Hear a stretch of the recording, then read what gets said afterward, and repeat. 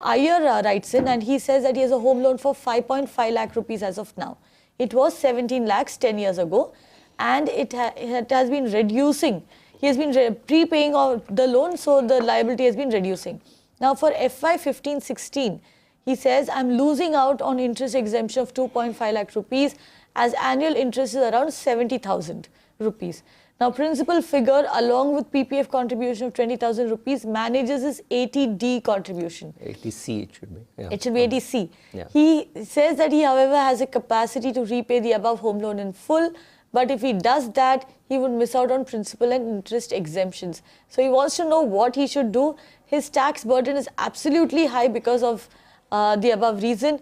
Another home loan, which he also holds, is around 11.95 lakh rupees. But the possession of this house will be available only after 1 year.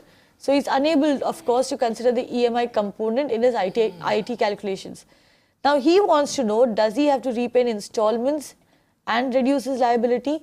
Again, if he does so next year, would he be falling short of IT exemptions? So what should he do here?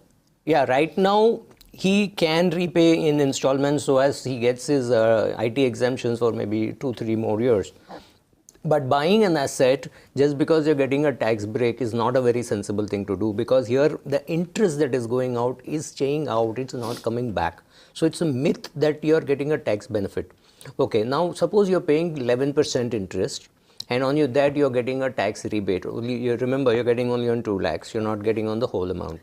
So what is happening is it's reducing the cost of funds. Okay, now look at it as a business decision. If you buy a house on which you're paying 10% interest or 11% interest, you're effectively paying about 8% interest to that extent because of you're getting the tax benefit. Now suppose the house does not appreciate by more than 8%. Suppose it appreciates only by 6 or 7%. You're still losing. So when you're looking at this tax, don't look at tax alone. See also whether the house is appreciating at a rate greater than your cost of funds. Most of the time the answer is no. If your cost of funds is 11% or 12%, the house is appreciating at 7%, you're not getting the benefit. So first, don't get carried away by the IT exemption. Secondly, you don't make a commitment for 20-25 years based on a tax exemption. Remember, the earlier tax laws said they're going to remove this.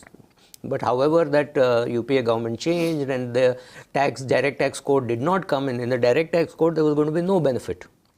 What happens if you commit to a 20-year loan and then the tax benefit is withdrawn after 4 years? Will you go and sell the house? Will it get a good value? We don't know. So don't get carried away by this. Whatever is happening, let it happen. You want to be, if you are able to afford to buy another house, you want to use it, you use it. But see whether the house is going to appreciate at a rate greater than the rate of interest that you're paying. If you want one house, you need to live in that house, so no doubt about that. Don't worry too much about the Excel sheet saying don't buy, rent, don't worry about that. But the second house has to make a business sense. In India, it is still a renter's paradise. Why would you go and buy a house just because you get a tax break? It's not worth it. So don't break your head too much. But right now, let it go on. Don't repay in a lump sum because you feel happy with the tax break. So take it.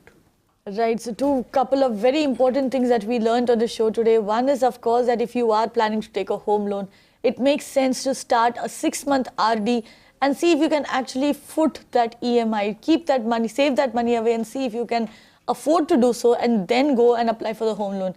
The other thing, of course, if you're planning to buy real estate, if you're planning to buy a home so that you want to, because you want to live in it, because you want to invest in real estate. Do not buy a home for the tax breaks. It makes absolutely no sense whatsoever. You can watch live TV on our website mpnow.in. Find us on Facebook at facebook.com/magicbricksnow. And don't forget to click the like button. You can also follow us on Twitter at magicbricksnow. To stay updated with all our programming, hit the subscribe button on our YouTube channel by logging on to youtube.com/magicbricksnow.